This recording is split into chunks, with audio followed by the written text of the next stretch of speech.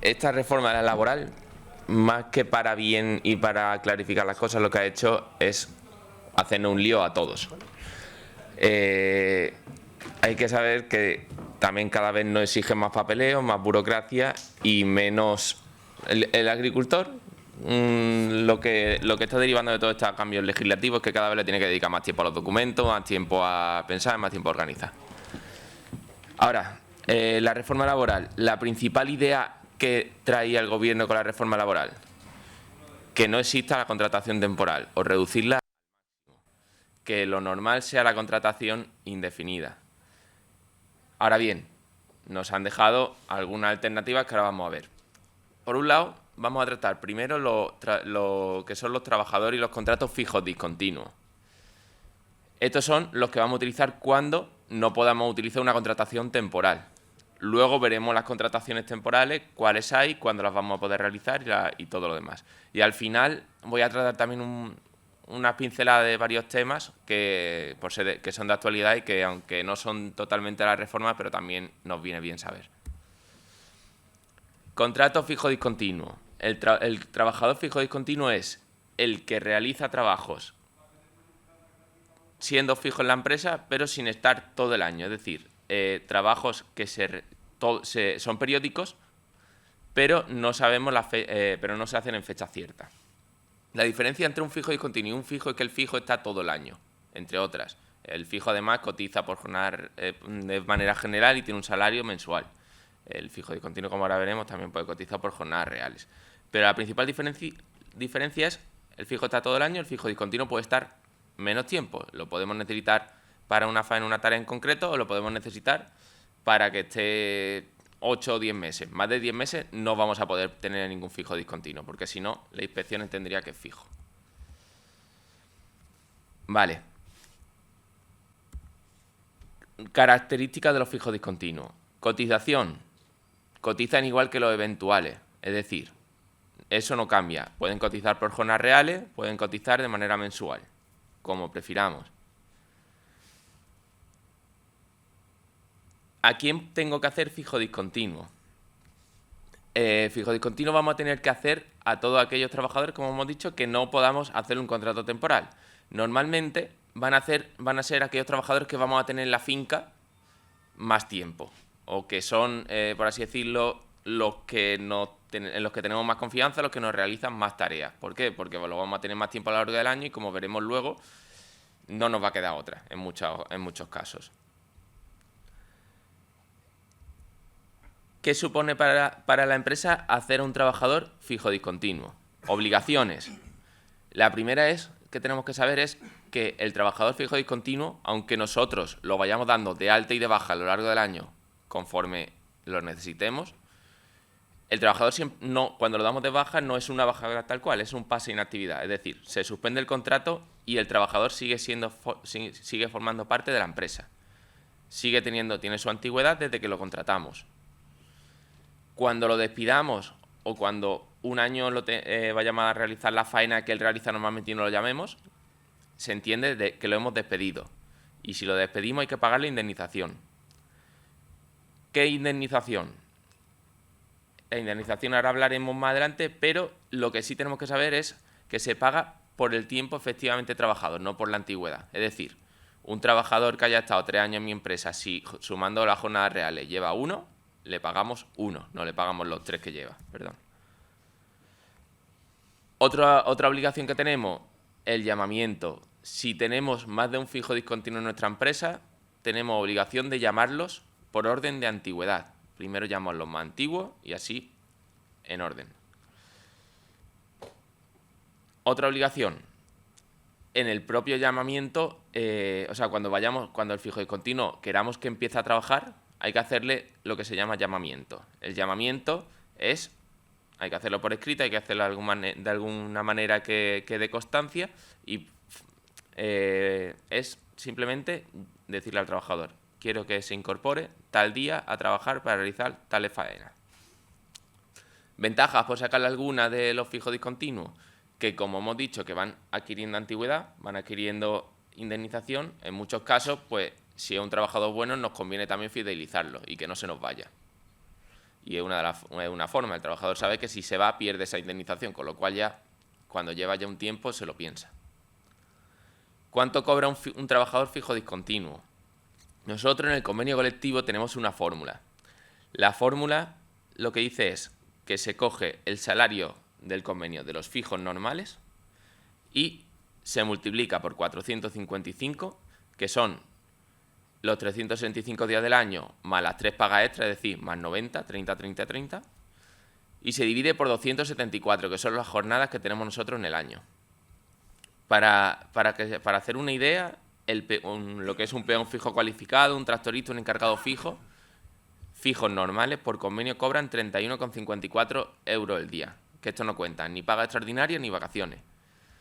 Si le aplicamos la fórmula, el fijo discontinuo cobraría 52,99. Esto ya incluye todo, incluye vacaciones, incluye paga extra, incluye todo, por eso sale una cuantía superior. Si hacemos el cálculo con los fijos normales y le metemos tanto las vacaciones como las pagas extraordinarias, saldría una cantidad parecida, lo que gana un fijo. Llamamiento, la obligación de llamamiento que hemos hablado. Hay que hacerlo antes de que empiece la campaña o la faena para la que hemos contratado a los trabajadores. Se puede hacer, la ley no dice cómo hacer este llamamiento. Lo que hay que hacer es hacerlo, lo único que dice es que se haga de una forma que quede constancia fehaciente de que el trabajador lo ha recibido. Formas de hacerlo. Lo ideal es que en el contrato del trabajador, cuando se lo hacemos, el trabajador nos dé una dirección donde notificarle, una dirección y un teléfono, y que se obligue a que si cambia direcciones de teléfono, nos lo tenga que comunicar a la empresa. En cuanto a las notificaciones, email, si nos contestan con acuse de recibo. Si el WhatsApp hay unos inspectores que le entienden que es válido, otros que no, eso está ahí un poco en el aire, pero en principio también se podría, y siempre que conteste el trabajador, es decir, que nosotros tengamos constancia de que el trabajador nos ha contestado y que lo ha recibido. Burofax, la forma más fácil sin duda, o lo que normalmente se hace es un escrito y que lo firme el trabajador. Eso es lo más fácil y lo que no cabe duda de que el trabajador ha recibido este llamamiento. ¿Qué ocurre si el trabajador no se presenta a trabajar? Nosotros tenemos el fijo discontinuo, lo hemos contratado, lo llamamos para trabajar y ahora no se nos presenta. Bien, en este caso lo ideal es, lo primero es hablar con el trabajador y preguntarle, mira, tenía que empezar a trabajar hoy, ¿por qué no has venido? ¿Que nos lo justifica porque está enfermo, porque tiene una incapacidad, por cualquier cosa? Está en su derecho. Cuando termine su incapacidad, está obligado a venir. ¿Que nos dice que está trabajando en otra empresa, que no puede venir? Pues ahí ya no tenemos, eso se entendería como una renuncia voluntaria, porque no está viniendo a trabajar y no tiene una excusa, no tiene una justificación. ¿Que no nos dice nada? Pues primero tendríamos que intentar que nos firme la baja voluntaria. Si no nos firma la baja voluntaria, la segunda opción más viable es directamente mandar un burofax de forma que tengamos constancia por escrita que nosotros lo hemos llamado y que el trabajador no se presenta a trabajar. Y ahí es cuando o lo damos de baja voluntaria, o otra opción que está también sobre la mesa es hacer un despido disciplinario en el cual, por no venir a trabajar. La primera opción siempre va a ser la baja voluntaria.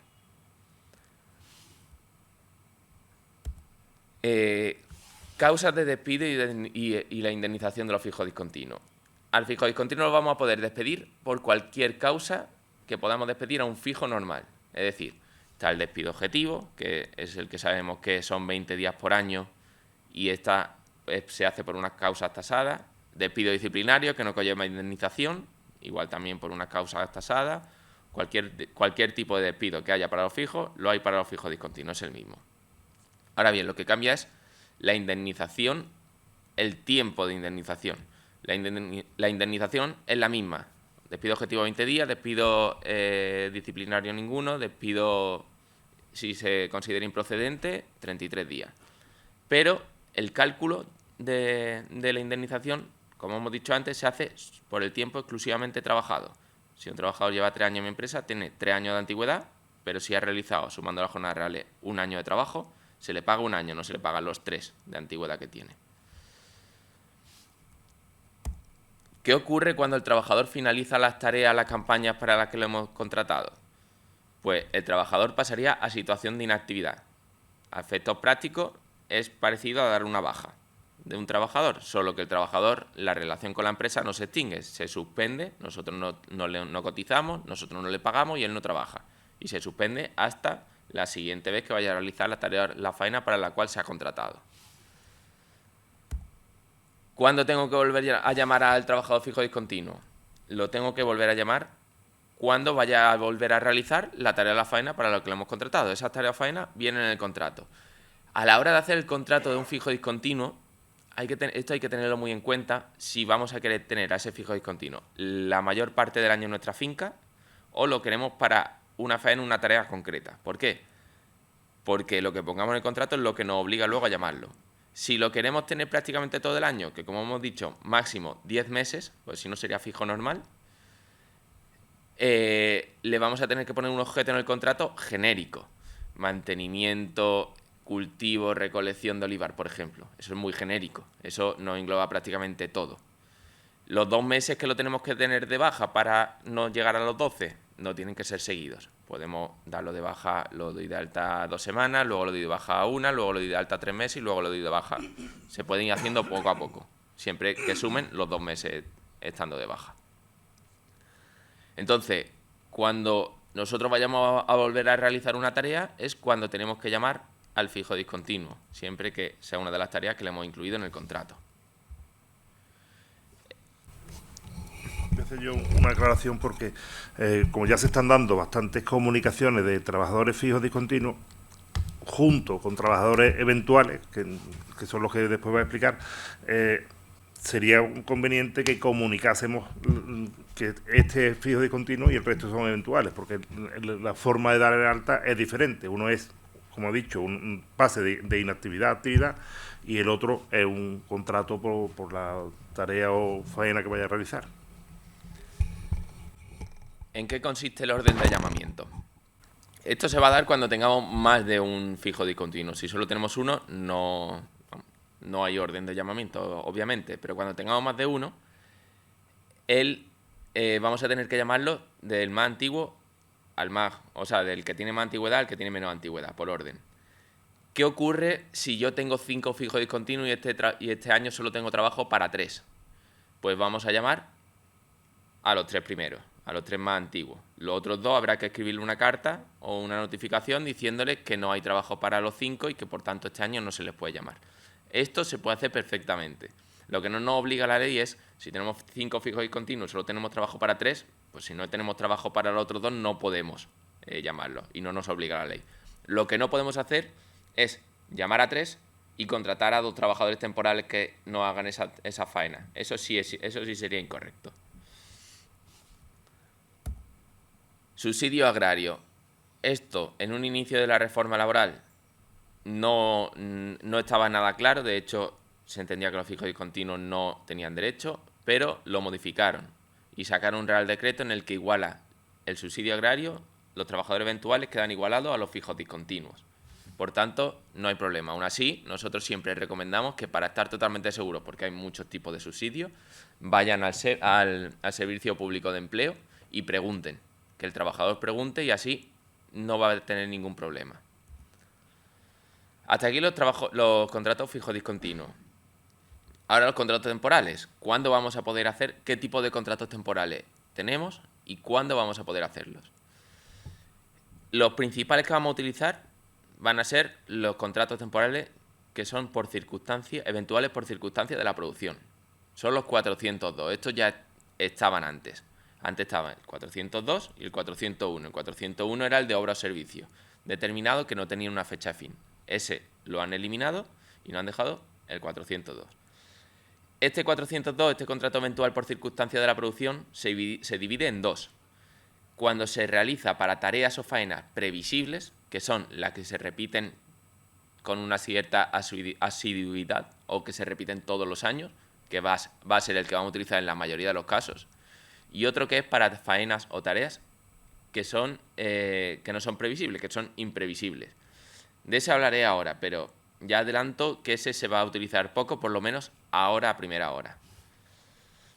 Vamos a comenzar por los contratos temporales por circunstancia de la producción previsibles, el que más vamos a utilizar y el que más claro tiene que quedar porque no es fácil entenderlo. Este contrato, lo primero, para faena o tarea, que se repitan, que sean previsibles, que sabemos que se van a dar. A lo mejor no sabemos en qué momento del año exactamente, pero sabemos que se van a dar. Tenemos que utilizar este. La ley le da 90 días a la empresa para contratar trabajadores. Es decir, no le da 90 días para contratar a Pepe, otros 90 a Paco y otros 90 a Juan. Tiene 90 días al año, desde enero hasta diciembre. Este año, desde abril hasta diciembre, porque es cuando ha entrado la ley, pero ya a partir de este año, enero a diciembre, un año natural. La empresa tiene 90 días para contratar los trabajadores temporales que necesite. Fuera de esos 90 días, no puede contratar. Si contrata, están en fraude de ley y son fijos o fijos discontinuos. Si cuando se cumplan los 90 días seguimos teniendo trabajadores temporales dados de alta, esos trabajadores pasan a ser fijos o fijos discontinuos. Son días, además, naturales, no jornadas reales. Es decir, si tenemos dados de alta a los trabajadores una semana y realizan 2 jornadas reales, nos está contando la semana entera, los 7 días. Los domingos también cuentan. Cuentan todos los días que estén trabajadores en alta. Por otro lado, ¿cuándo nos van a contar estos días? Nos van a contar siempre que tengamos como mínimo un trabajador en alta, pero podemos dar a más. Es decir, nosotros, si damos a un trabajador nos cuenta un día, nos resta un día de los 90, pero es que si damos a 10 trabajadores nos resta un día también, no se multiplica. Podemos dar de alta a todos los trabajadores que queramos y solo vamos a perder ese día de los 90. Entonces, aquí lo ideal, aquí lo que hay que hacer es una planificación.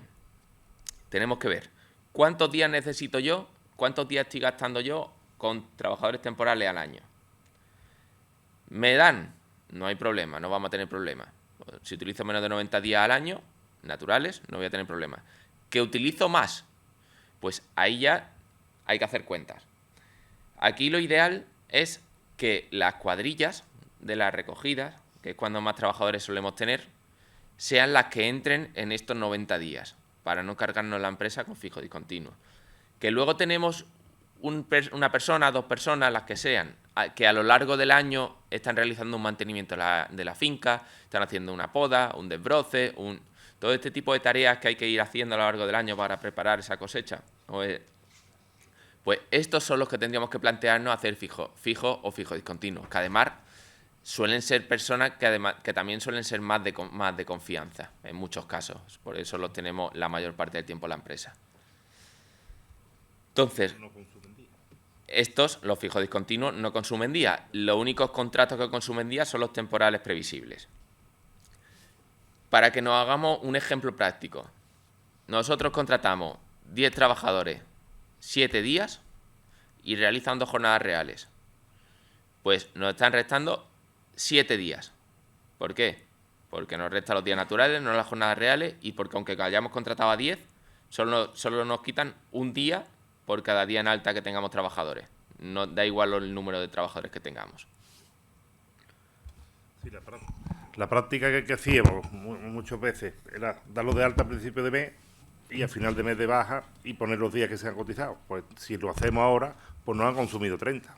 Sea uno o siempre nos han consumido los 30 días del mes.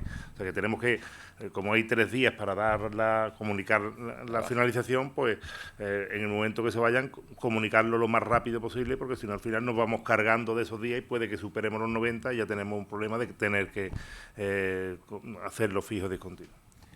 Luego también otra cosa que tampoco podemos hacer, porque la ley, ahí la inspección sí nos podría decir algo, es dar altas y bajas todo el rato. Es decir, nosotros lo que no podemos hacer es dar de alta a los trabajadores de lunes a sábado, dejarlo el domingo para no perderlo y darlo el lunes. O dejarlo 2 días, volver a dar una alta, volver a dar una baja. Si damos muchas altas y bajas seguidas, ahí la inspección sí nos puede decir que eso es incorrecto y sancionarnos.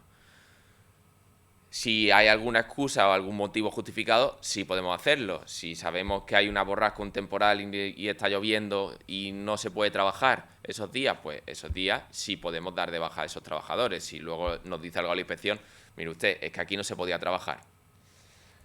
Como eso, cualquier otro motivo que pueda ser justificante de que no se pueda realizar ese trabajo.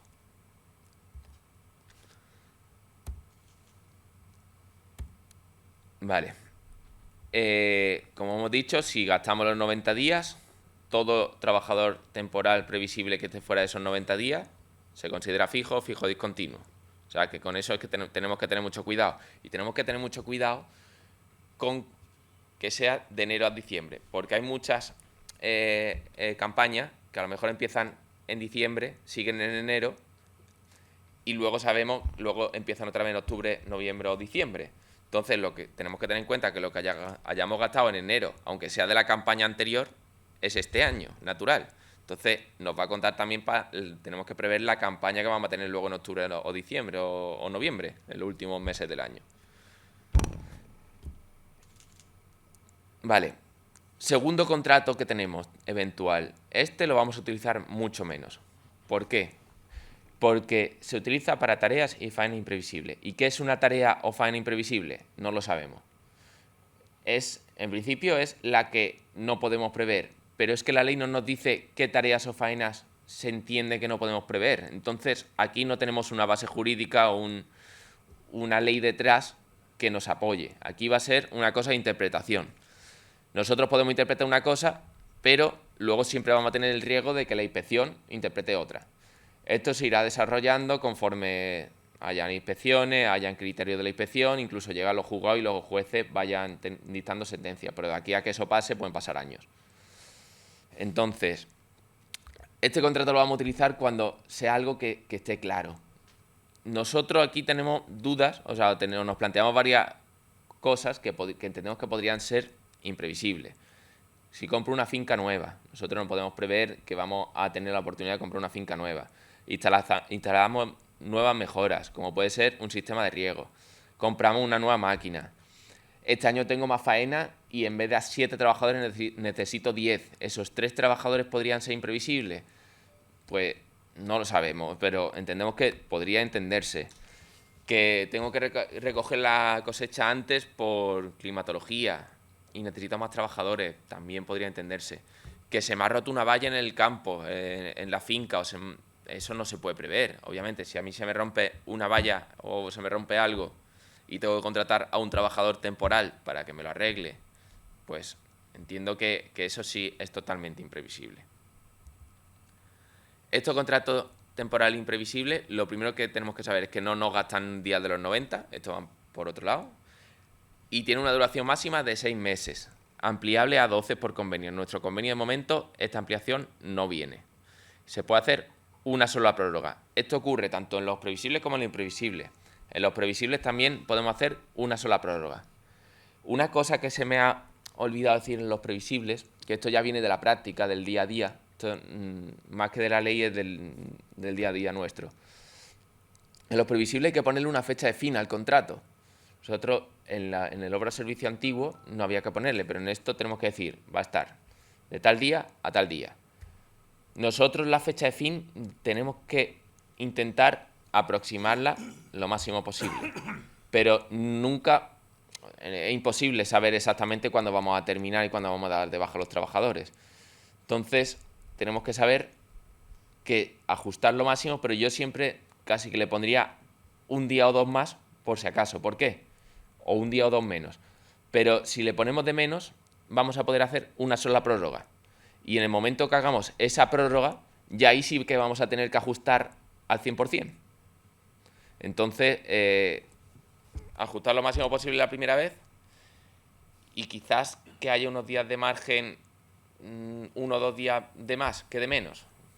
Si es de menos, cuando lo hagamos la prórroga, ya no podemos hacer una segunda prórroga, con lo cual la fecha de fin que le pongamos en la prórroga, ya ahí se queda. Tendríamos que hacer una baja y volver a hacer un alta en otro contrato nuevo, que si esto se ocurre una vez, pues sería justificable a lo mejor ante la inspección, pero si se ocurre más veces, pues ya la inspección a lo mejor nos dice, bueno, es que ya Una vez vale, pero más de una vez esto ya es... no lo paso. Hasta aquí los contratos. Ahora la tercera parte es algunas cosas nuevas que han salido, otras cosas que vienen de la reforma pero que ya no forman parte de la contratación, que aún así entiendo que son importantes. Esto ya es un poco una pincelada de varias cosas. Primero, concatenación de contratos temporales. Este año pasado hemos tenido una campaña que le han llegado cartas a muchísimos agricultores, en la cual aquellos trabajadores temporales que habían incumplido la regla que pone el estatuto de tenerlos 24 meses en alta en un periodo de 36, la ley dice que son fijos o fijos discontinuos. Entonces han llegado muchísimas cartas de la inspección diciendo que la empresa tenía trabajadores que incumplían esta regla y que había que pasarlos. En un principio era fijo. Nosotros, hablando con la inspección, hemos conseguido que admitan de momento los fijos discontinuos, pero no sabemos hasta cuándo van a hacer esto. Pues bien, con la reforma, lo que antes eran 24 meses en un periodo de 30, ahora se ha reducido. Y ahora todo trabajador que esté en alta 18 meses en un periodo de 24, sea con un mismo contrato, sea con diferentes contratos, es fijo o fijo discontinuo. Pero va más allá. Ahora ya no es el trabajador lo que se toma como referencia, es el puesto de trabajo. Es decir, si la empresa tiene un puesto de trabajo que ha estado cubriendo con contratos temporales 18 meses en un periodo de 24, el trabajador que cumpla los 18 meses es fijo o fijo discontinuo, aunque haya entrado el día anterior en la empresa. Aún así, esto ya es más complicado de incumplir. ¿Por qué? Porque los contratos temporales nos dan 90 días. 90 días no llegamos a los 6 meses. Tendría que ser ya con contratos imprevisibles, que hemos dicho que sí que llegan a 6 meses, pero esto pasa lo mismo. Son más complicados también de justificar ahora mismo.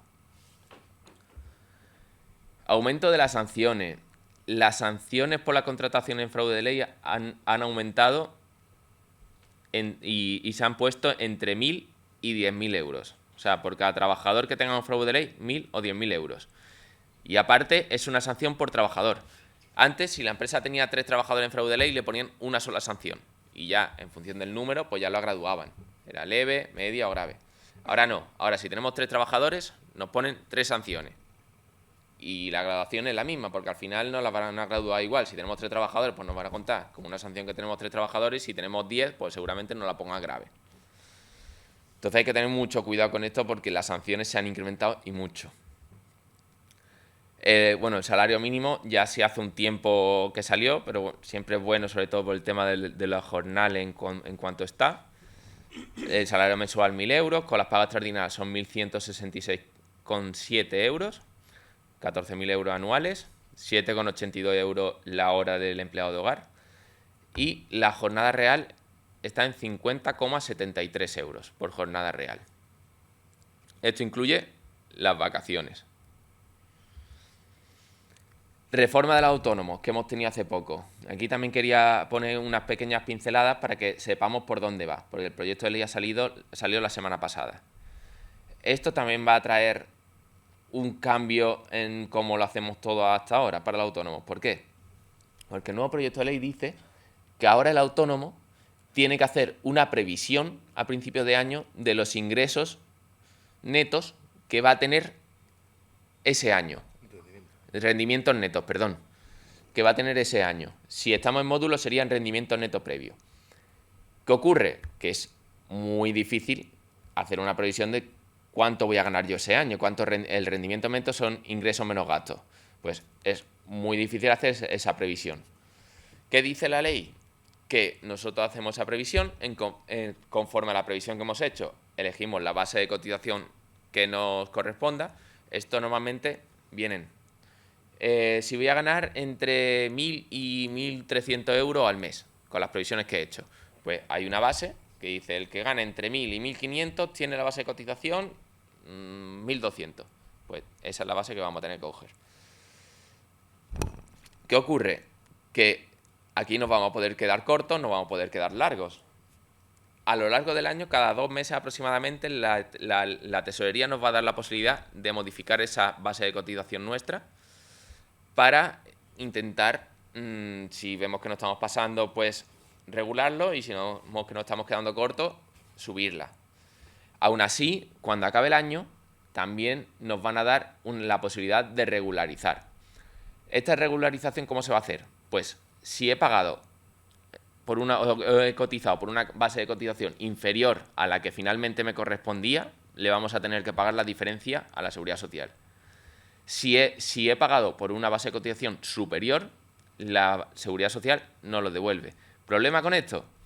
Que estamos hablando que este año cotizamos y si nos pasamos, cotizamos este año, llega la declaración de la renta del año que viene, febrero, marzo, abril, y en la declaración de la renta es cuando vemos que los rendimientos netos son X y que no hemos quedado por encima. Ahí es cuando ya tiene el dato la Seguridad Social. Pues la Seguridad Social se queda con el dinero, bueno, tiene de plazo para devolverlo hasta mayo del año siguiente. Es decir, que al final son 2 años lo que a lo mejor tardamos en recuperar ese dinero, o 1 año y pico. La tarifa plana de los autónomos, de los nuevos autónomos, que hasta ahora era 50 euros en el renta agrario y 60 en el normal, pasa a ser 80. Lo han subido. Y luego otra cosa también que es peculiar es que cuando nosotros estamos cotizando por la base de cotización, sea superior o sea inferior a la que nos corresponde, como en ese momento no lo sabemos, y tenemos una incapacidad, nos dan una prestación, el tiempo que nosotros recibamos esa prestación fija la cotización. Es decir, si a mí yo estoy 1 mes de baja y a mí me dan una prestación por ese mes, lo que yo haya cotizado ese mes, sea por debajo o sea por encima de lo que me corresponde a final de año, no lo vamos a regularizar. Eso queda fijado, porque entienden que la prestación ya la hemos recibido conforme a lo que hemos cotizado. Regularizaremos el resto del año. Si hemos estado 1 mes de baja, pues regularizaremos 11 meses y el mes que hemos estado de baja, ese se mantiene tal como estábamos. Bueno, aquí tengo una tabla un poco para ver de cómo quedan las bases de cotización. Por ejemplo, el que tenga una base de cotización, el que tenga un ingreso entre 900 y 1125, pues va a pagar 293,9, 351 entre 1300, no, estoy viendo esto, es que esto lo puse ayer y estoy viendo y me extraña mucho que haya... Realmente que existe una tabla, sí, en base a los rendimientos que vamos a tener o prevemos. Bueno, lo suyo sería que en base a los rendimientos que tenemos del año anterior, pues ya sabemos lo que vamos a pagar el año siguiente, pero como se enrevesa todo de la forma que se enrevesa, pues ahora tenemos que prever qué rendimiento vamos a tener, que eso nadie lo sabe. Vamos, el que lo sepa es porque tiene un sueldo fijo, pero en el campo no tenemos nadie un sueldo fijo. En el campo tenemos más o menos cosecha y se vende más o menos caro. Y tenemos un rendimiento mayor o menor en función de cómo se evoluciona el año. Pues con esa incertidumbre tenemos que empezar a cotizar a partir de 2023. De 2023, a partir del año que viene. Que eso está ahí ya. Sí, está ya. Y luego los mecanismos de cómo se va a hacer esto, pues no están hechos todavía, eso ya lo iremos viendo. Se va a hacer a través de un portal que se le importa, que es uno nuevo que el otro día salió José María Escriba en las noticias diciendo que es uno de los más punteros de Europa, que es posible porque el portal, la idea es muy buena, facilita mucho las cosas, está hecho para que cualquier ciudadano lo entienda, explicando mucho, pero que lo acaban de meter y a día de hoy la verdad es que no funciona muy mal porque hay muchas cosas que no permite hacer. Ya iremos viendo cómo se van desarrollando esto y cómo los mecanismos que van poniendo para hacer todo este tipo de cosas que nos van a pedir que hagamos. Ya hemos visto la parte laboral, que es importante porque nos está afectando bastante, y ahora a Santiago Sánchez, que yo creo que casi todos lo conocéis, pues nos va a explicar lo que sabemos o cómo va a quedar la reforma de la PAC, que como he dicho antes a los medios, estamos en el último día, ¿no? Hoy es el último, el lunes sería el último día para presentar alegaciones al plan estratégico que ha presentado ya el gobierno a la Comisión de Agricultura, y se le ha aceptado este plan estratégico y tiene que exponerlo a público para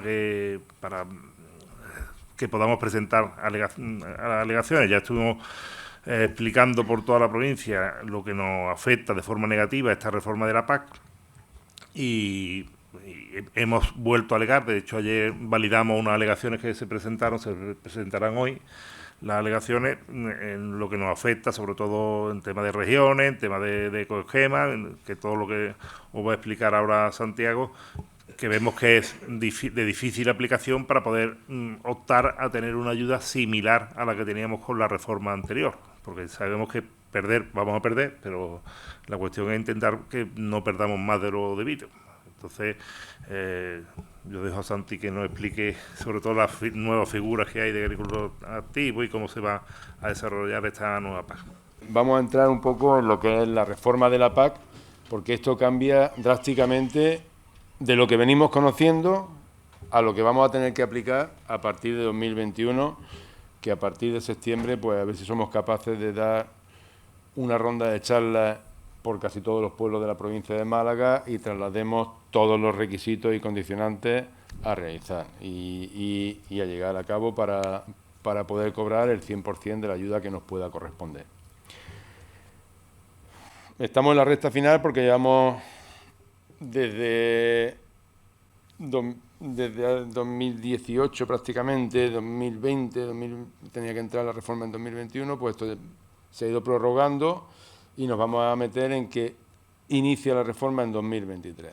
¿En qué situación estamos a día de hoy? Pues como ha dicho Baldomero, están a exposición pública los reales decretos, los borradores de reales decretos, se están presentando alegaciones por parte de en este caso nuestro de Asaja, de las comunidades autónomas y demás, pues hay muchas cosas que creemos que son sangrantes, en nuestro caso, para Andalucía.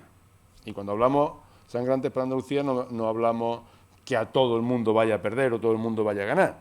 Hacemos los números de manera general y entendemos que Andalucía y Málaga la agricultura pierde. Luego cada agricultor de manera particular, cuando haga sus números, pues seguramente que Luis pierde un poquito y por contra Diego dice, oye, pues yo gano. ¿Qué me dice Santiago de Asaja? Que perdemos. Pues cuando digo que perdemos hablamos de manera generalizada, ¿de acuerdo? La nueva PAC cambia drásticamente, ¿vale? Yo la enfoco en tres pies, tres ayudas principales: pagos acoplados, que son los que tenemos que hacer algo para cobrarlo, pagos desacoplados y los ecoregímenes. Para cobrar la ayuda, lo principal que teníamos hasta ahora era la figura de agricultor activo, que teníamos que cumplir con la regla 80-20, que teníamos que tener facturas de venta, nos comparaban las subvenciones que nos dan con los ingresos de la agricultura. Vale, pues esta figura de agricultor activo, a partir de este año 2023, cambia drásticamente. ¿En qué cambia?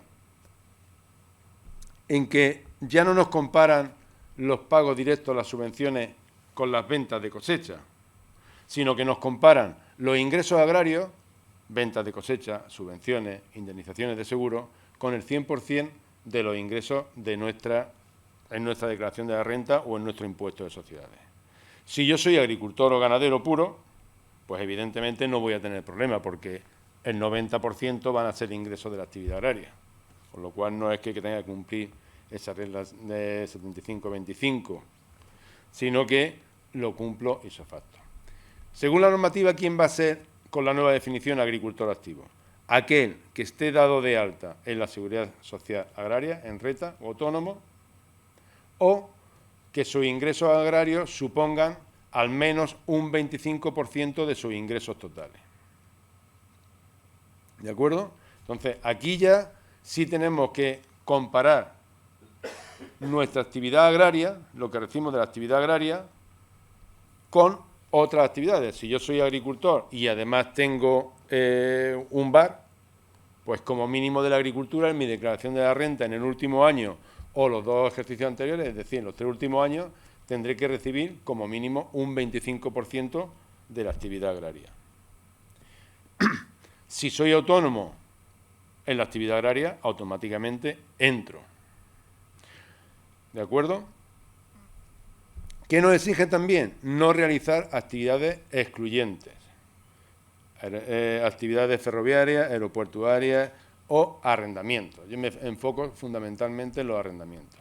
Si yo estoy dado de alta en Hacienda, en un epígrafe de arrendamiento, en un 68, 682 y demás, ¿por qué? Porque tenga un local comercial y tengo que hacer IVA y tengo que hacer retenciones, yo estoy realizando una actividad excluyente.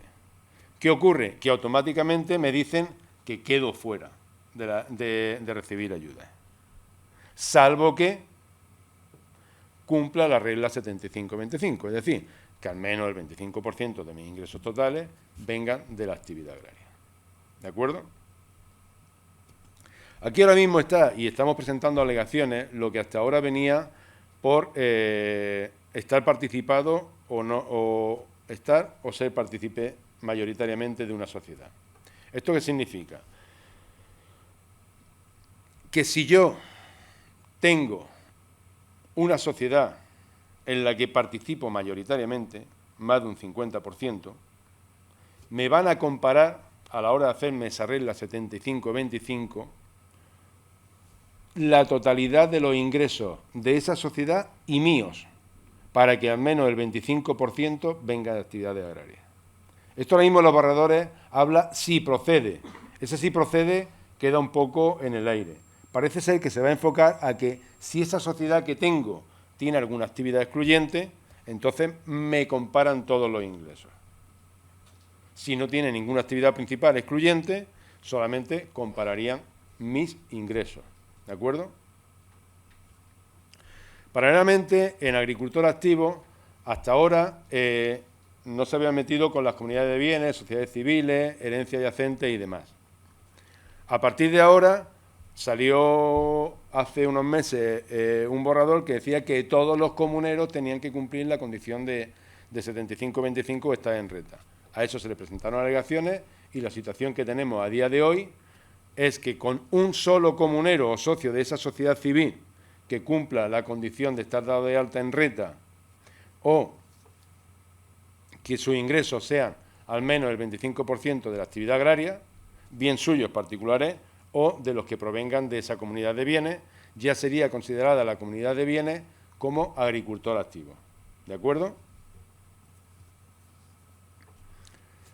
¿Qué excepciones tenemos a la regla general de agricultor activo? Pues hasta ahora no nos exigían ser agricultor activo a aquellos que eran pequeños agricultores, que cobraban menos de 1.250 euros. Esa figura de pequeño agricultor desaparece y la excepción que nos ponen en agricultor activo en la nueva PAC es que en el año anterior no hayamos tenido más de 5.000 euros de pago directo. Si un agricultor recibe menos de 5.000 euros de pago directo, será considerado automáticamente agricultor activo. ¿De acuerdo? Como siempre, tenemos un mínimo para recibir ayudas. El nuevo Real Decreto establece un margen entre 300 y 500 euros, que de aquí para atrás eran 300 y seguirán siendo esos mismos 300 euros el mínimo. Si un agricultor, una vez que le sale la ayuda a percibir de pago directo, está por debajo de los 300 euros, no cobrará ayuda. ¿Vale? Bueno. Sí.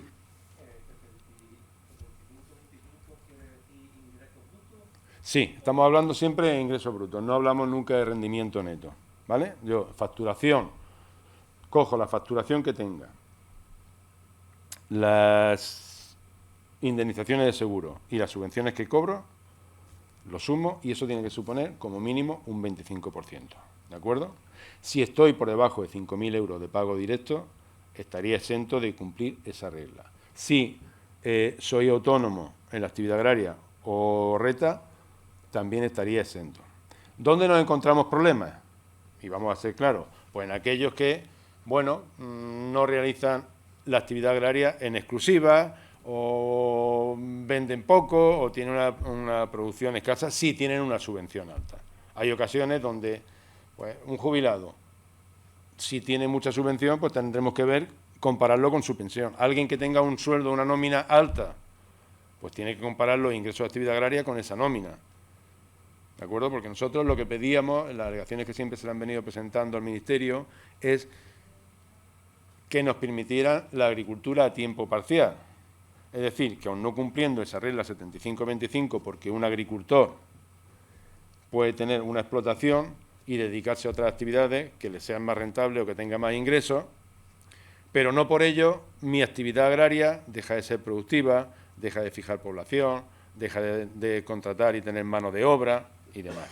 Entonces, todo el que ejerce una actividad, si realmente la ejerce de manera personal y directa, aunque tenga otras paralelas, pues no tendría por qué quedarse excluido.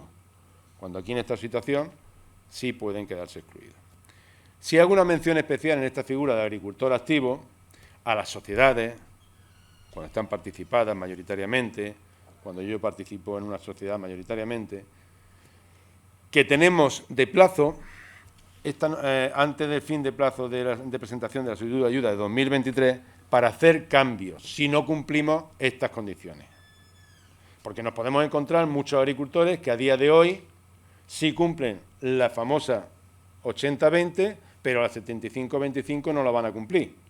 Entonces, tenemos los técnicos de Asaja Málaga que tenemos que sentarnos con ellos, con nosotros, yo me incluyo dentro, y decir, mira, yo tengo estos ingresos, tengo estas previsiones, tengo esta situación, ¿me quedaría fuera o me quedaría dentro?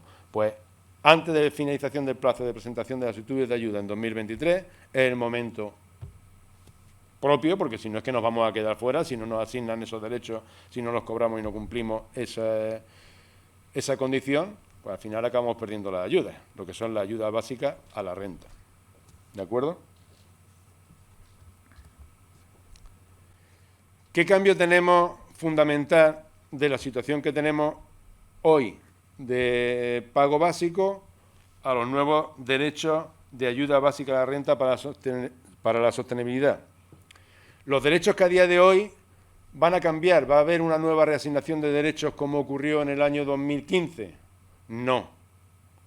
Yo tengo 10 derechos de cultivos permanentes, de tierra de labor, de pasto, de labor secano, labor regadío, y yo en el Guadalhorce, pues en la 801, en la 901, en la región que sea, y voy a pasar a la nueva región equivalente. ¿Qué es lo que hacen? Que a día de hoy en España hay 50 regiones agroeconómicas, ¿vale? Cultivos de secano, cultivos de regadío, cultivos permanentes y pasto. Y todas esas 50 regiones van a pasar a 20, se reducen, nos agrupan. 5 de pastos permanentes, 5 de tierra arable de secano, 5 de tierra arable de regadío y 4 de cultivos permanentes. Eso hacen 19 más las islas, la región insular de la isla. ¿Qué tenemos en ese cambio? Y aquí tengo una tabla de importes de 2021 a importes medios previstos en 2027. Si hablamos de cultivos herbáceos de secano, Centro Sur Guadalhorce, estaríamos en la región 901,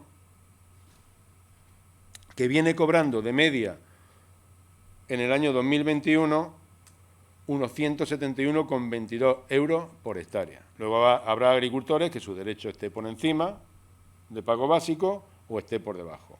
Esa superficie, tanto la superficie le van a cambiar de región como los derechos, van a pasar a la nueva 301, que va a tener de media un valor previsto de cobro en el año 2027 de 130,58 euros.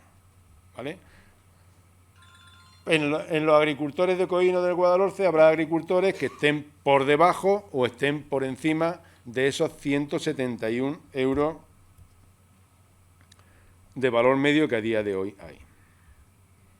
¿Y qué va a ocurrir con esos derechos que tenemos? Podremos estar por debajo o podremos estar por encima. Aquí tiene que haber una convergencia de 2022 a 2026, donde hay que alcanzar al menos el 85% del valor medio. Si yo cobro mucho, pues bajaré y el que cobre poco irá subiendo. ¿De acuerdo? Para alcanzar al menos el 85% en el año 2026. Y se prevé que, si la norma lo permite, en 2029 todo el mundo alcance un valor medio se alcance la convergencia plena. Es decir, que en una hectárea de secano en el Guadalhorce, todos los agricultores tengan la misma intensidad de ayuda, cobren los mismos 130, 150 o 200 euros de ayuda básica a la renta. ¿De acuerdo? Estos derechos de ayuda básica a la renta, ¿cómo los podemos tener? Pues yo podré, si tengo a día de hoy derechos de ayuda, como hemos dicho, en la región 901 pasarán a la 301. Yo no me voy a enterar, va a haber una asignación previa con los datos del año 2022 y después habrá una asignación definitiva con los datos de nuestra PAC del año 2023. Si yo tenía una superficie en el año 2020 que era tierra de calma y puse olivos, y allí cobraba un derecho de la 901, en el año 2020 va a ser el año de referencia, ¿qué va a ocurrir? ¿Esa tierra va a seguir estando considerada de calma? No.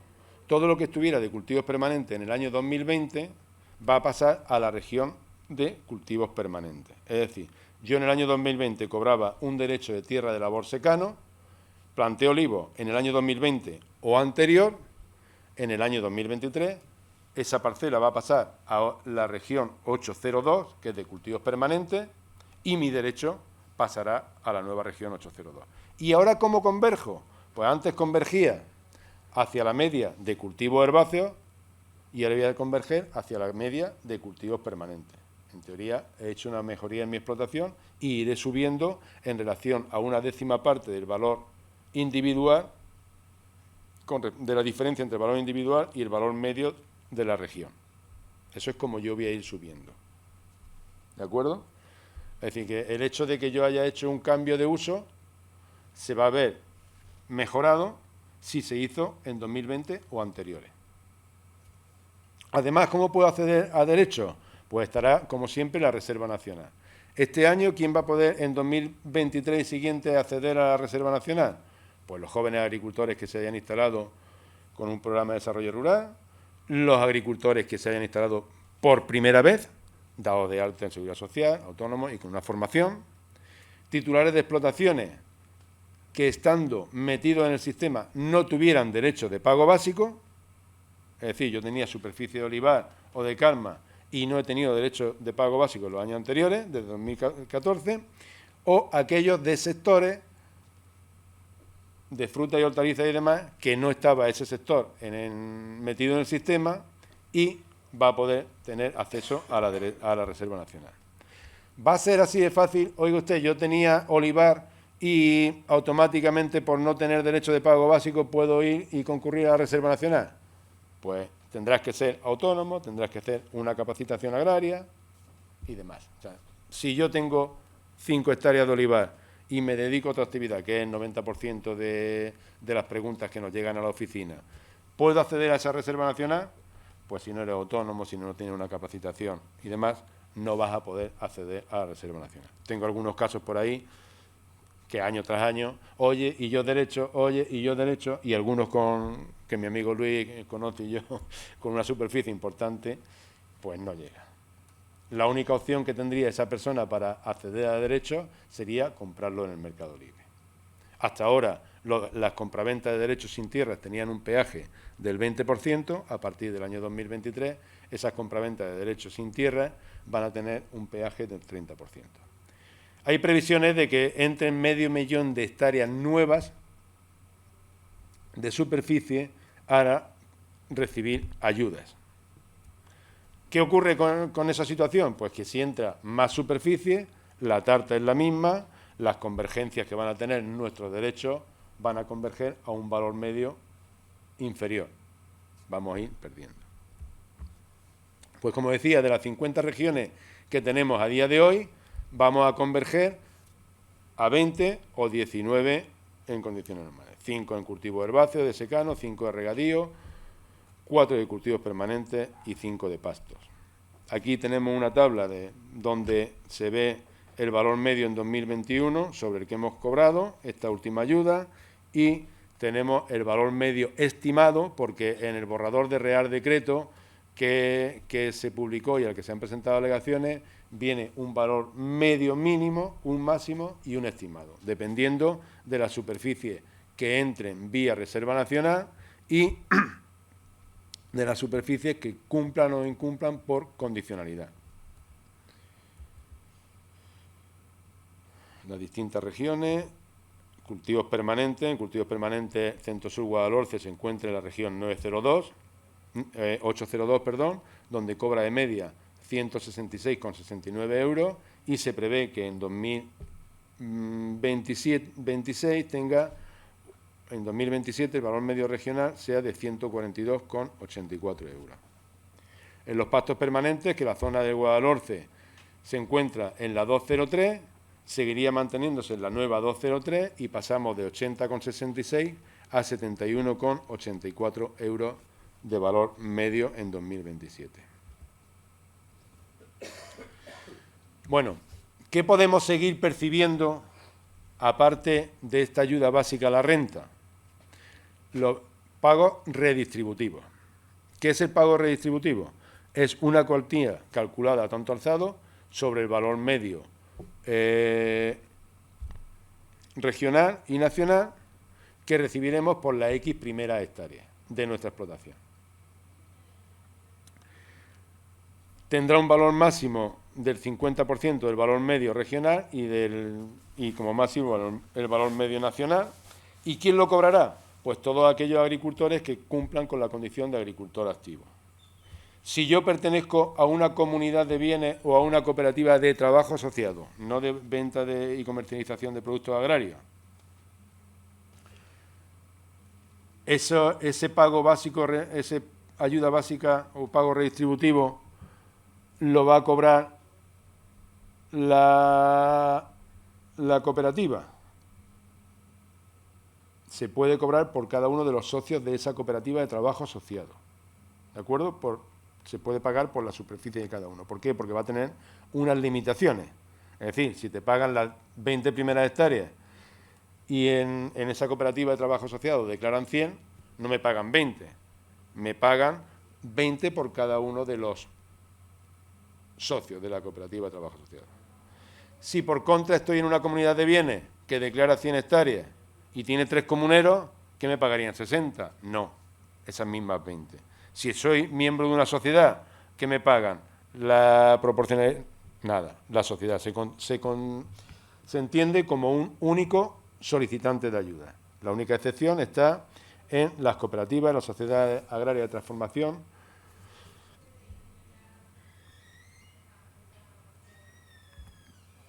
Aquí tenemos una pequeña tabla de cómo queda ese pago redistributivo. Si hemos dicho que la Tierra Calma en el Centro Sur Guadalhorce está en la región 301, que va a cobrar una ayuda básica a la renta en 2027 de 130,58, además cobraré por mis 7, no sé si se ve, vale, sí. Además de mis 130,58, pues en las primeras 7,78 hectáreas cobraré 26,12 euros más de ayuda. Y después, entre las 7 y las 53,65, cobraré 52,23 euros más. A partir de 53,65 no cobraré ningún pago redistributivo adicional. Si estamos en los pastos, estamos en la región 203, donde cobro de media por hectárea y a la que tendré que converger 71,84 euros, pues por las primeras 21,96 hectáreas cobraré 14 euros adicionales, entre 21 y 96 cobraré 28 euros adicionales y a partir de esas 94,62 hectáreas no cobraré ningún pago redistributivo adicional. Como vamos a ver, cada reforma que hay hablan de la simplificación de la PAC. Pues ni mijita, reforma que viene más compleja. ¿De acuerdo? Esta ayuda viene a ser más redistributiva, lo que pretende es que las explotaciones de un tamaño superior pues no perciban esta ayuda redistributiva, porque entendemos que con esa ayuda básica a la renta la mayor parte va a perder. Si tengo unos derechos de ayuda bajitos, pues evidentemente iré subiendo. Por eso he dicho antes que aquí, de manera general, perdemos. ¿Pero por qué perdemos de manera general? Pues porque en esta acumulación de regiones, a la región 301, que es donde están las tierras de cultivo de secano, pues viene la 701, la 601 y la 901. ¿Qué ocurre?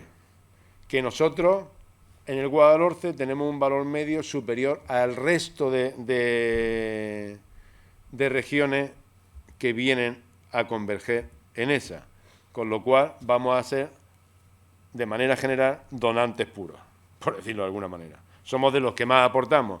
Si yo, al final, hay un pollo y yo me como 3/4 y el otro 1/4, si pagamos a media, pues ya sabes lo que hay, pues aquí ocurre lo mismo. ¿Vale? Esta ayuda básica a la renta va a estar capada. Hasta ahora teníamos un capping del 5% para aquellos que cobraban más de 300.000 euros y ahora, a partir de ahora, vamos a tener unas reducciones. Aquellos que tengan una ayuda básica a la renta entre 60 y 75.000 euros tendrán una disminución de un 25%. Aquellos que tengan una ayuda básica a la renta entre 75 y 90.000 euros verán su ayuda básica a la renta reducida en un 50%. Aquellos que estén entre 90 y 100.000 euros en el 85% y más de 100.000 euros en teoría no te pagarían nada. ¿Qué hay que descontarle a esta superficie? A estos importes, perdón.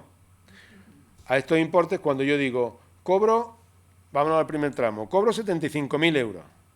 Pues si justifico gasto de personal de 15.000 euros, se lo resta, me quedo en 60, ya no me descuentan nada. Es decir, podríamos descontarle a estas reducciones los gastos de personal. Personal propio, gasto de personal propio, como ajeno. Es decir, cuando a mí vienen a cosecharme el cereal, viene la cosechadora, tendrá que desglosarme esa factura y en esa factura tendrá que venir cuánto me cobra de cosechadora, de gasoil y de otra y cuánto viene de personal. Para que yo ese importe de personal, con un límite del 30%, me lo pueda descontar. Veo a Rafael que resopla. Entonces, esto se va complicando cada vez más, ¿vale? Y por mucho que descuente yo, es decir, yo cobro 100.000 euros, tengo de gasto de personal 50, pues cobro los mismos 100.000 euros enteros. Si cobro 150 y tengo gasto de personal 100.000 euros, cobraría los 150. Si voy a cobrar 200.000 euros o más, ese es el tope, por más sueldo y salario que vaya a descontar, ¿de acuerdo? Hay un tope. Al igual que en la ayuda básica a la renta, estos capinos de agresividad nos lo aplican en cooperativas y sociedades agrarias de transformación a cada una de las personas, no lo aplican de manera general. Ayuda a los jóvenes agricultores. Aquellos agricultores jóvenes que se hayan instalado por primera vez en los 5 últimos años y que no hayan cumplido los 40 años de edad, tendrán una ayuda adicional del 100% de su valor de la ayuda básica a la renta por las primeras 100 hectáreas, en los 5 primeros años de su incorporación y hasta cumplir los 40 años de edad. Si es mujer, el 115%, un 15% adicional. ¿De acuerdo? En sus primeros 5 años y siempre que se hayan instalado con la capacitación agraria y arte en autónomo, si no has pasado por un PDR o hayan accedido a la ayuda por un PDR, un programa de desarrollo rural. Pues esa es la ayuda básica a la renta. Tenemos que tener en cuenta agricultor activo para cobrar la ayuda. Hasta ahora pago básico, ayuda básica a la renta. Los derechos que teníamos no vamos a tener que hacer nada, nos lo van a cambiar de región automáticamente, la superficie va a cambiar de región y esas son las ayudas que vamos a tener desacopladas. Ayudas acopladas que venimos cobrando hasta ahora y que vamos a continuar percibiendo.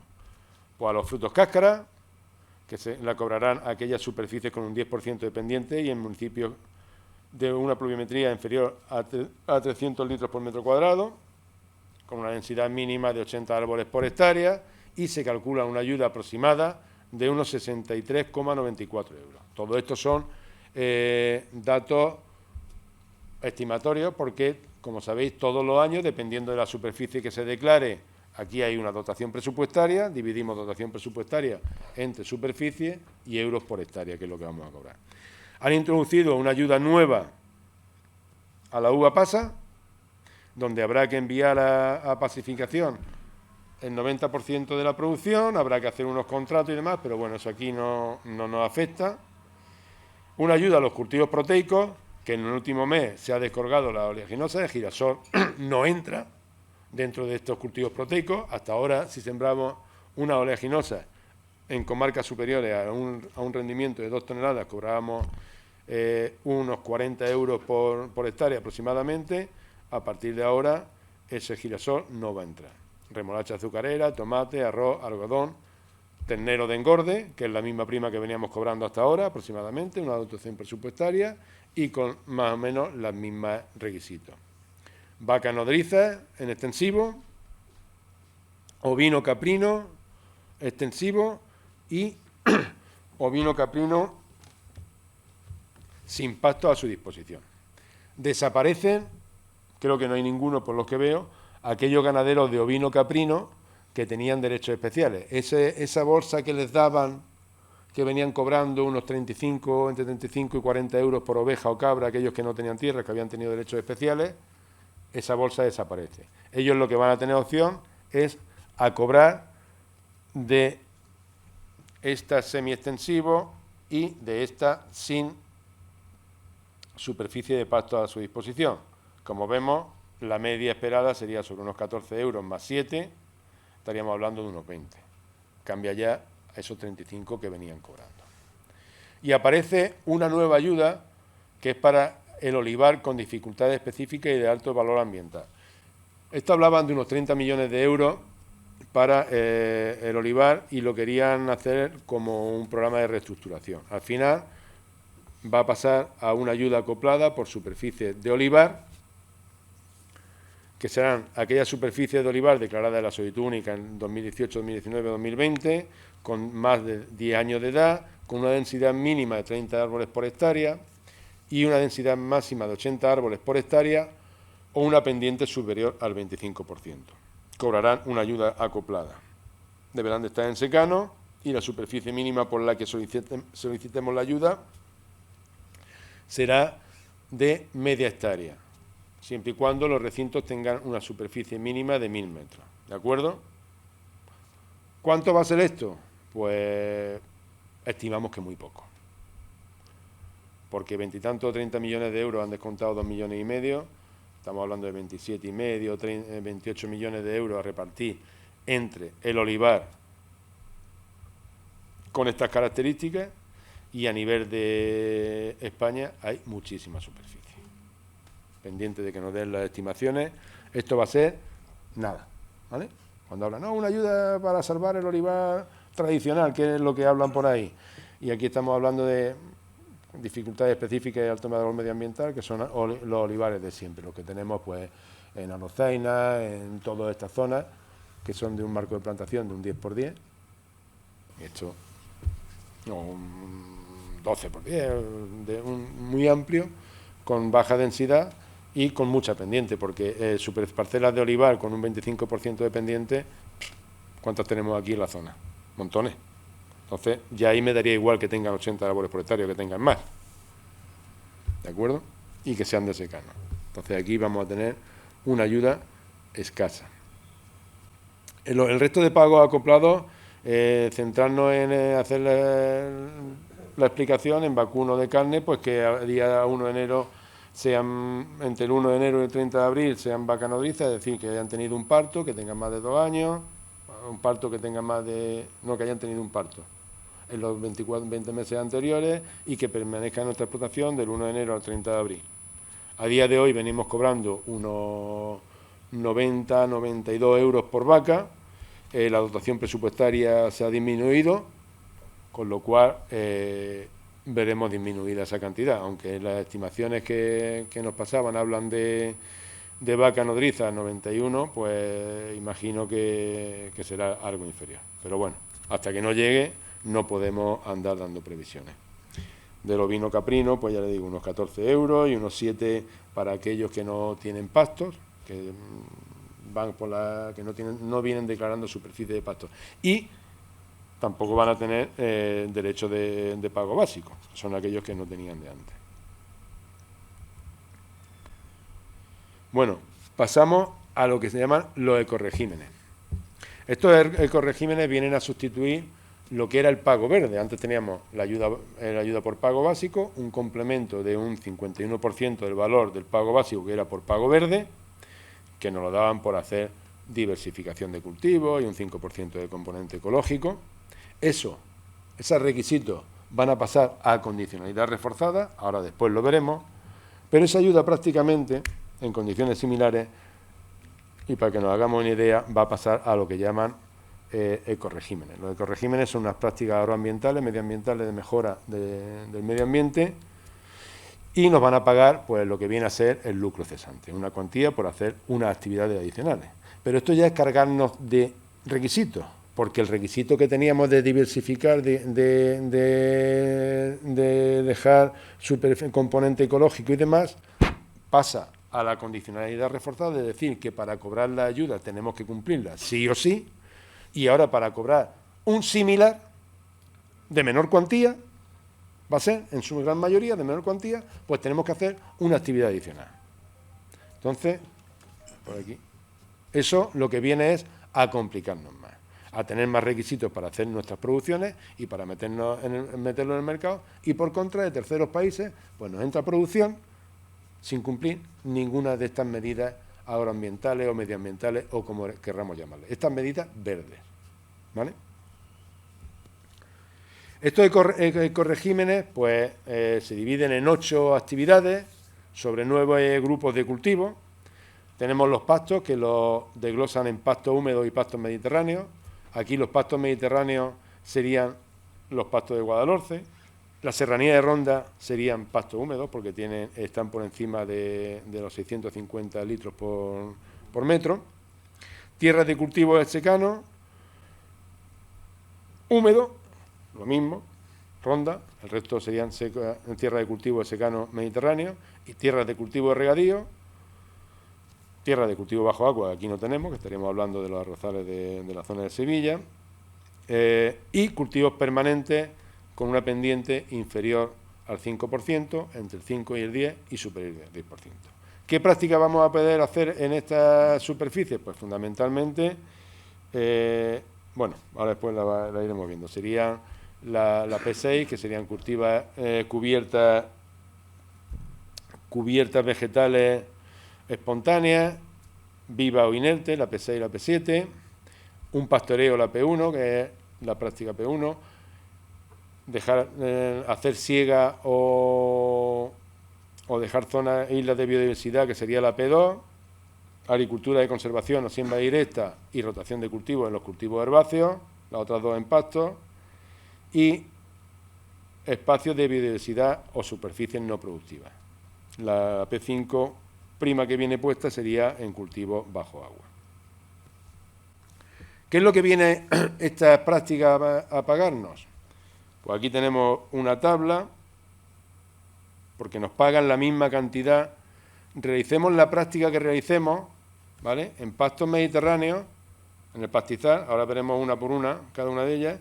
Yo puedo hacer pastoreo o puedo hacer siega, pero la cuantía que voy a recibir es la misma, independiente. ¿Qué hago las dos? No cobro 2 cuantías, solo cobro una. Si yo tengo en tierras de cultivo secano, ¿vale? Yo puedo hacer siembra directa, yo puedo hacer rotación de cultivos o cultivos mejorantes, y yo puedo hacer espacios de dejar áreas no productivas o espacios de biodiversidad, pero voy a cobrar lo mismo, ¿de acuerdo?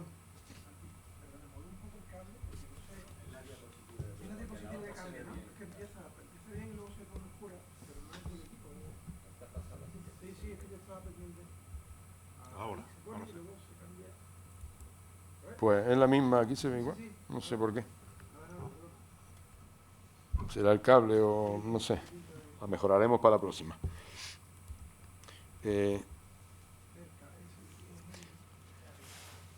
Aquí os muestro el presupuesto para cada una de las prácticas, la superficie máxima o la superficie que se prevé que se acoja a ellas y el coeficiente de penetración que estima el Ministerio, que se supone que de la superficie admisible que tiene, que puede cumplir esas prácticas, pues si el 70%, se prevé que el 70% de los agricultores realicen esa práctica y se estima una ayuda con el 70% de 62,16 euros, pero si se acogiera todo el mundo, pues el importe se reduciría a 43,51.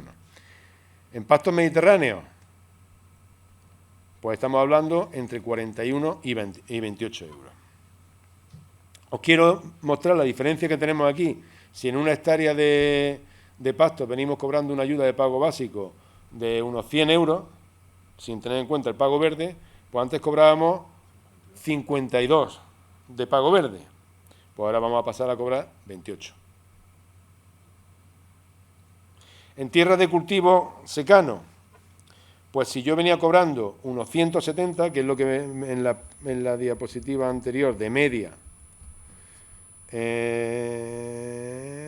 ¿dónde estamos? En la región 901, de media en el Guadalhorce, se venían cobrando unos 171, el pago verde supondría unos 85 euros, ¿vale? 85,90 euros. Pues ahora nos vamos a un ecoesquema en cultivo en secano mediterráneo, nos iríamos a 52, de 80 a 52, en las mejores condiciones, o a 38 euros. Si lo pide todo el mundo. Ya estamos perdiendo ahí casi 50 euros por hectárea.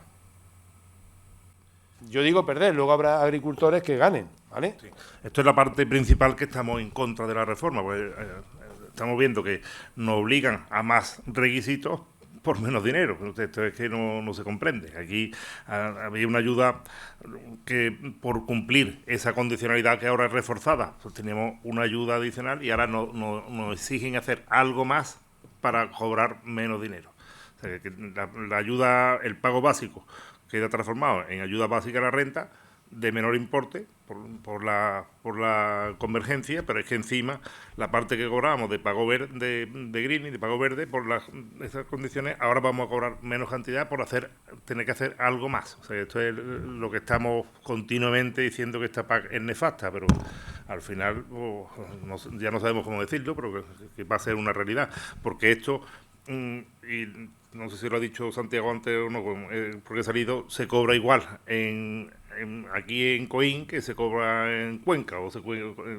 Claro, y allí los derechos eran más baratos que en esta zona, pues se ha hecho un poquito de lo mismo que en las regiones, se ha diluido un poco, pero aquí se ha diluido totalmente. Aquí cobra todo el mundo igual, sea tan solo por la práctica que realice, pero que cobra igual aquí que en otra zona de España que tiene menor intensidad porque realizan o han producido menos, han desarrollado menos actividad. Esta ayuda, esas cuantías no se paga por el 100% de la superficie. Además está sometida a una degresividad. Es decir, si yo declaro 100 hectáreas de pastos mediterráneos, bueno, 100 me he quedado prácticamente lo mismo. Si yo declaro 200 hectáreas de pastos, pues el 100% de las 95 primeras hectáreas cobrarán el 100% de la ayuda y a partir de las 95 pues cobrarían un 70% de la ayuda, ¿vale? Si hay dinero para pagarlo todo, cobrarían todas las hectáreas el 100%, pero es que está claro que con los números no va a haber para pagarlo todo. ¿Qué es lo que está pidiendo o se ha pedido desde Asaja y desde Andalucía? Que no sean estos 8 ecoregímenes, que no sea lo mismo, que no cobre lo mismo una hectárea de olivar o de pasto de Andalucía o del Guadalhorce que la de Cuenca o que la de otra región. Y que se hagan tantas ecoregímenes como regiones. Es decir, hemos hecho 20 regiones agronómicas, hemos pasado de 50 a 20, pues hagamos esos mismos 20 ecoesquemas. Es decir, entonces, no habría ese trasvase de fondos, porque si yo estoy en una región de cultivo herbáceo en la 1, pues cobraría algo menos que si estoy en la 5. Si todos cobramos lo mismo, lo único que podemos hacer es que el tejido productivo que tenemos en una región se vaya abajo. ¿Por qué? ¿Por qué nos mantenemos y por qué tenemos la ayuda y por qué tenemos los valores de los derechos de pago básicos nosotros más altos que otras comunidades autónomas? ¿Porque somos más guapos, como somos más altos y demás? No, porque hemos tenido una agricultura más productiva, donde hemos invertido, donde hemos hecho inversiones y se ha ido mejorando. ¿Por qué un señor en una hectárea de pasto cobra más que otro? Pues porque tenía seguramente más ovejas, más vacas que el otro.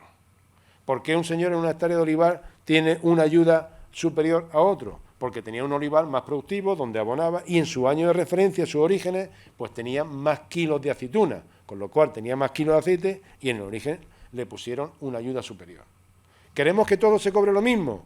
Que cobre lo mismo un olivar que tiene una mecanización, que hay una industria agroalimentaria alrededor, que hay unos talleres, que hay unos puestos de trabajo, que hay una agricultura viva y productiva, que una hectárea de olivar que se va y se recoge el fin de semana, el año que lo recoges para coger 3 garrafas de aceite para la familia y los amigos? Pues si eso es lo que queremos, pues adelante, vamos en el buen sentido, ¿eh? De la otra manera, pues lo que conseguiremos es cargarnos. ¿Por qué?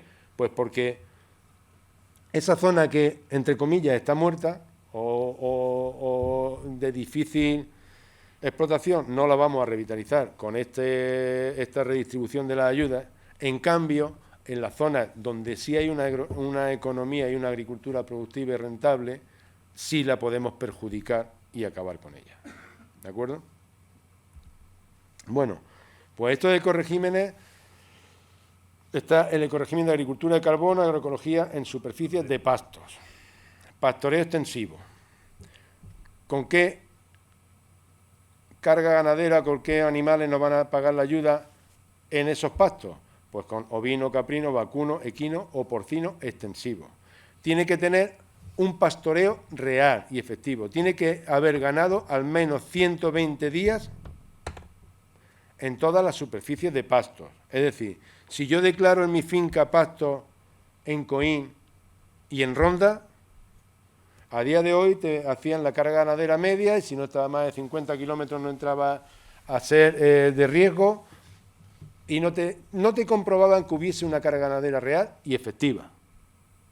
En adelante nos van a comprobar que haya una carga ganadera real y efectiva como mínimo 120 días al año. Es más, leyendo el borrador del Real Decreto, te dice que el agricultor tendrá que anotar en el cuaderno de campo cuando entra en cada una de las parcelas. Es una barbaridad, ya habrá que matizarlo de alguna manera, pero como mínimo sí habrá que anotar cuando pasamos nuestro ganado de una explotación a otra. Habrá que tener los códigos ganaderos y habrá que hacer los movimientos de ganado de una zona a otra. Aquí hay mucha gente que declara pastos en Coín, en Cártama, en Pizarra. ¿Por qué? Porque se van moviendo.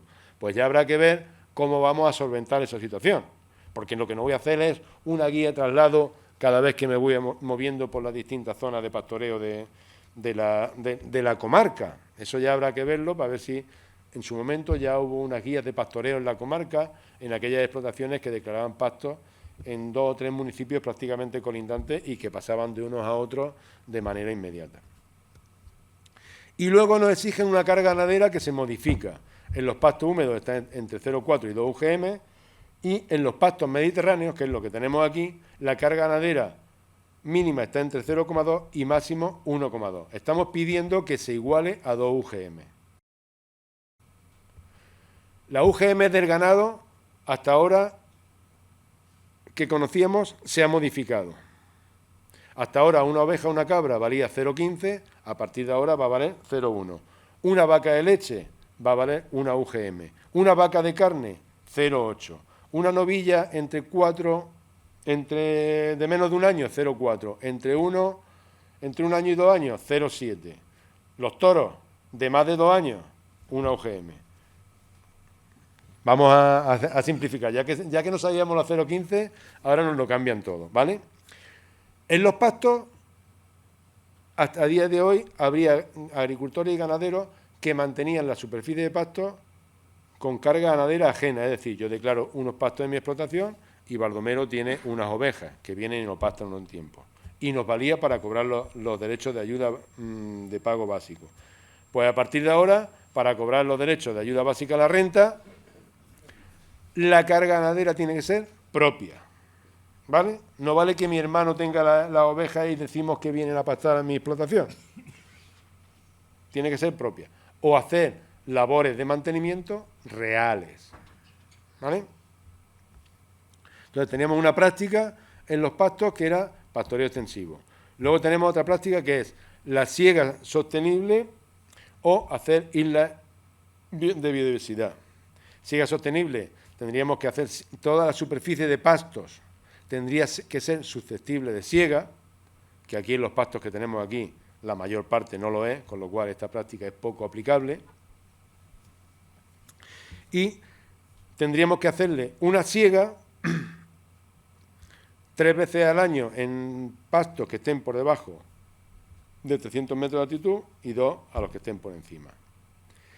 Y tener un periodo de no aprovechamiento de 60 días entre los meses de junio, julio y agosto, ¿vale? O dejar islas sin segar, al menos un 7% de la superficie de pastos permanentes, que no se les podría hacer labor alguna hasta el 31 de agosto y que a partir del 31 de agosto habría que hacerle unas labores de mantenimiento, siega, de siembra de pastos y demás, donde no está permitido la utilización de herbicidas.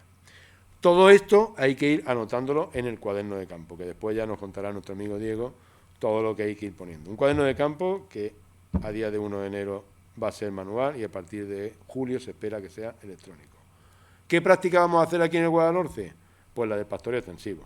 Teniendo una carga ganadera entre 0,2 y 1,20 y un pastoreo real, cobraremos el ecoesquema en la superficie de pasto. Si nos vamos a los cultivos herbáceos, de secano o de regadío, podremos hacer el ecoesquema de rotación, donde tendremos que rotar al menos el 50% de la superficie, pudiendo bajar a un 25% siempre y cuando exista un 25% de superficie de cultivos plurianuales, es decir, por ejemplo, alfalfa, ¿vale? Y tendremos que dejar como mínimo un 10% de cultivos mejorantes. ¿Qué son cultivos mejorantes? Pues oleaginosas, proteaginosas o barbechos. De estos cultivos mejorantes, ¿vale? ¿Se puede decir que el 100% es barbecho? No. Como mínimo el 50% de sus cultivos mejorantes tendrían que ser cultivos proteicos. Esto es un lío, pero bueno. En esta rotación de cultivos, si tenemos una superficie con 10 hectáreas o menos de tierra de labor, secano o regadío, con que tengamos 2 cultivos sin que el principal supere el 75%, sería suficiente. Esto, además de la diversificación, por condicionalidad, ¿vale? Rotar y diversificar. Otra actividad que se puede hacer, la siembra directa, donde tenemos que hacer siembra directa al menos en el 40% de la superficie, no podremos arar los rastrojos y lo que se pretende es que durante todo el año pues, esté el suelo cubierto, ¿vale? Y tendrá que haber una rotación de cultivos en esa superficie, en ese 40% donde hago siembra directa, ahí tiene que haber rotación de cultivos. Esta práctica tiene un complemento de 25 euros adicionales si se realiza siembra directa durante al menos 2 años consecutivos. En este primer año 2023 yo puedo decir que voy a hacer siembra directa durante 2 años consecutivos y los cobraré si lo que digo es que me comprometo para el año que viene. En años venideros será si en el año anterior lo hice, pero este año 2023 sería como el compromiso para el año que viene. Aquí en la zona de Guadalhorce, maquinaria de siembra directa, que yo sepa, hay más bien poca, ninguna, entonces, incluso en la provincia de Málaga. Pero bueno, la mayor parte pues nos acogeremos a la rotación de cultivos.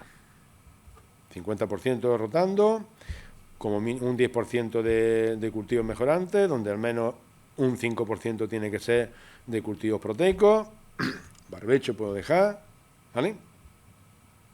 Si tengo de menos de 10 hectáreas, 2 cultivos y el principal no superará el 75%. Esa va a ser la opción mayoritaria y con eso tenemos que ir quedándonos para el año que viene. Aunque sí hay una excepción, que ya por el tema de la guerra de Ucrania, pues nos van a permitir sembrar barbechos para el año que viene, pero todo eso está pendiente de publicación, aprobación, Real Decreto y ver cómo se regula, ¿vale? Porque no solo nos tendrán que hacernos excepciones también en el CIE y demás, como este año tenemos.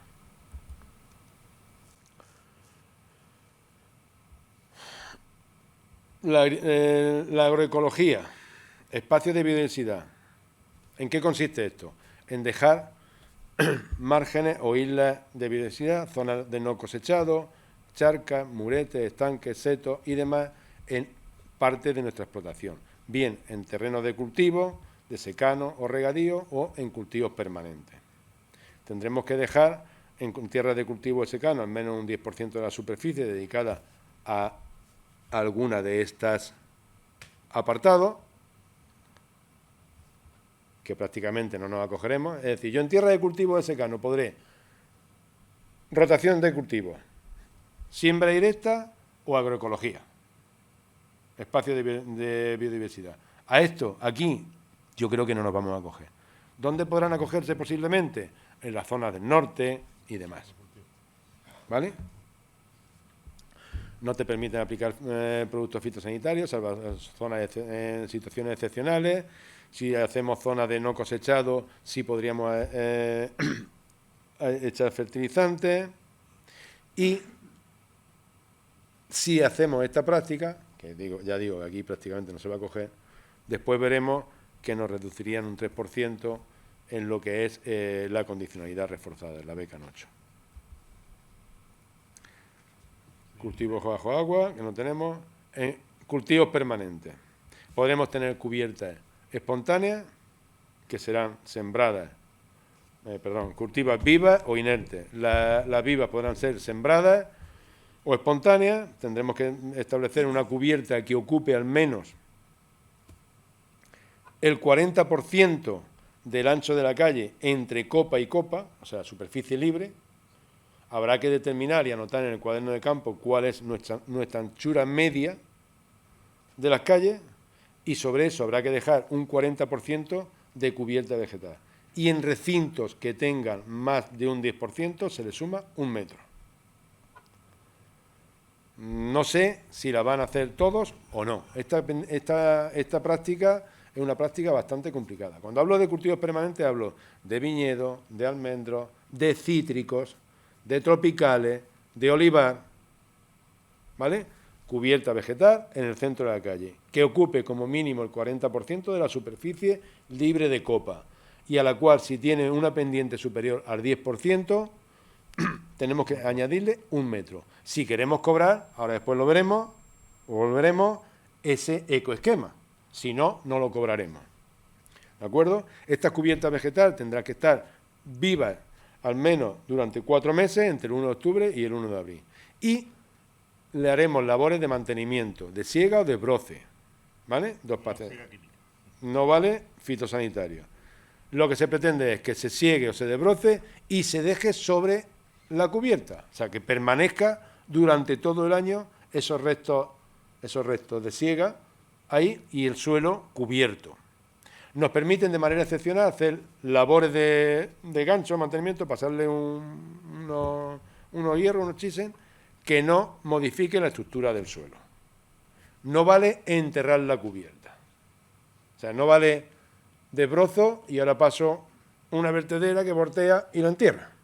Esa cubierta tiene que permanecer sobre el suelo durante todo el año. Si realizo durante 2 años consecutivos esta práctica de cubiertas vegetales en una misma parcela, pues tendré 25 euros adicionales. Y paralelamente podrán ser cubiertas inertes.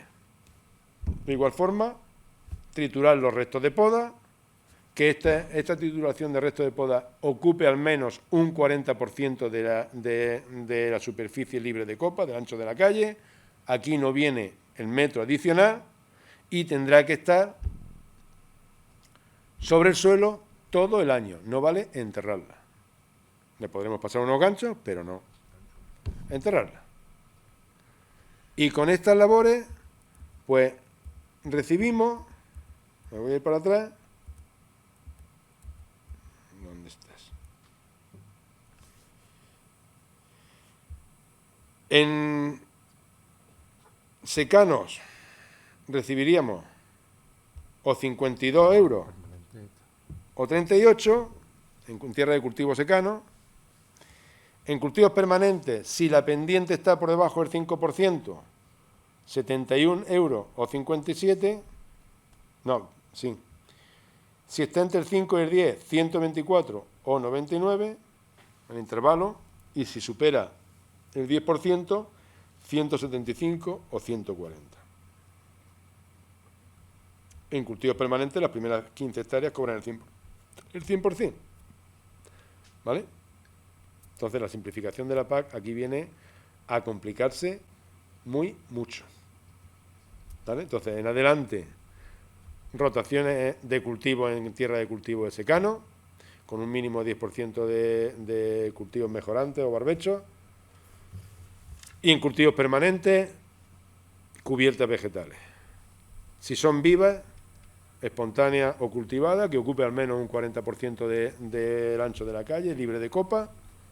Y si tiene una pendiente superior al 10%, un metro adicional. Que son, lo que hacemos es que trituramos los restos de poda, lo que yo no sé, normalmente lo que hacemos, vamos, lo que no sé, cómo vamos a conseguir cubrir el 40% de una calle de olivar con los restos con la trituración de los restos de poda, porque normalmente lo que acostumbramos es, los palos gordos se quitan y con las ramas tú lo trituras y lo que haces es un cordón. ¿Vale? Si lo que vamos a hacer son cubiertas vivas, pues habrá que ir pensando, si no son interesantes esas cantidades, en hacerlas sembradas. Buscar alguna beza o alguna mezcla de semillas y establecer una cubierta vegetal que va a permanecer todo el año. A día de hoy, esa cubierta vegetal, como aquí hay ganaderos, no nos permiten que las labores de mantenimiento se realicen con ganadería. Esas labores de mantenimiento son siega o de broce. Estamos detrás de que se pueda aprovechar con ganado. No se podrá realizar un aprovechamiento que desaparezca la cubierta vegetal en exceso, un pastoreo en exceso, si se consigue, pero bueno, que por lo menos esa cubierta pues sirviera de alimento para el ganado. ¿Vale? Y como hemos dicho, además de esos ecoregímenes, para cobrar el teórico pago verde, para cobrar esa ayuda, pues lo que teníamos por pago verde pasa a una condicionalidad reforzada.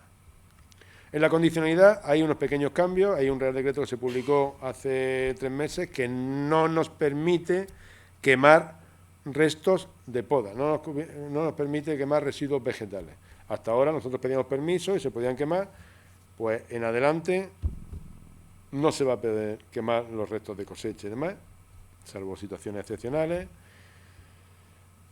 Mantenemos las mismas condiciones que hasta ahora, de no labrar en dirección de máxima pendiente, de no arrancar arrancar ningún pie de cultivo leñoso en pendientes superiores al 10%. En barbechos no se realizarán tratamientos entre abril y junio, ¿vale? Tratamientos fitosanitarios. Y luego lo que es la condicionalidad reforzada, esto es un galimatías. Porque a día de hoy, en el Real Decreto te dice que si tengo entre 10 y 20 hectáreas, tengo que tener como mínimo 2 cultivos, sin que ninguno supere el 75%. Si tengo entre 20 y 30 hectáreas, tengo que tener al menos 2 cultivos, sin que ninguno supere el 70%. Si tengo más de 30 hectáreas, tengo que tener como mínimo 3 cultivos, sin que ninguno supere el 70%, el principal, y que los 2 principales no superen el 90%. ¿Vale? Esto era similar, es muy parecido a lo que nos pedían para cobrar el pago verde.